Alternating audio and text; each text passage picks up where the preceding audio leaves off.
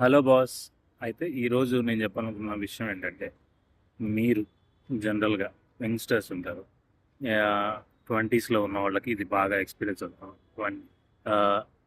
Almost 15 to 20 ఇయర్స్లో జివ్వు జివ్వు మంటలు ఆగుతూ ఉంటాయి, ఫ్రెండ్షిప్ విషయంలో కానీ, లవ్ విషయంలో కానీ, ఇలాంటి విషయాల్లో. జనరల్గా అయితే ఈ ఏజ్లో అలాంటివి ఏమీ కథలు పడకండి. కాకపోతే పడే వాళ్ళకి నేను ఒక విషయం చెప్పాను. స్టార్టింగే మీరు చెక్ చేసుకోండి, నువ్వు ఇచ్చే ఇంపార్టెన్స్ ఆపోజిట్ పర్సన్ నుంచి వస్తుందా లేదా. మీరు ఏ రిలేషన్లోకి వెళ్ళినా, ఈవెన్ ఫ్రెండ్షిప్ అయినా ఏదైనా సరే, ఆ పర్సన్ నీ కోసం నిలబడుతున్నాడా లేదా.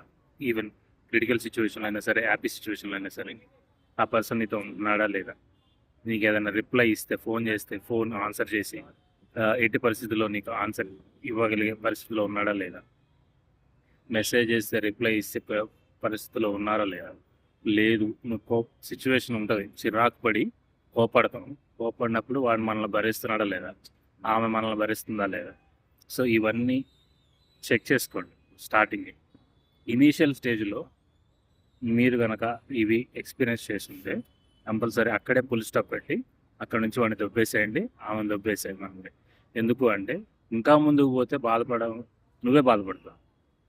సో అప్పుడెప్పుడో బాధపడే కంటే స్టార్టింగే తక్కువ ఎఫెక్షన్ ఉంటుంది, తక్కువ ఫీలింగ్ ఉంటుంది, కాబట్టి అప్పుడే బంద్ చేస్తాం, చాలా ఉత్తమం. ఓకే, నీకు నచ్చితే కంపల్సరీ ఫాలో.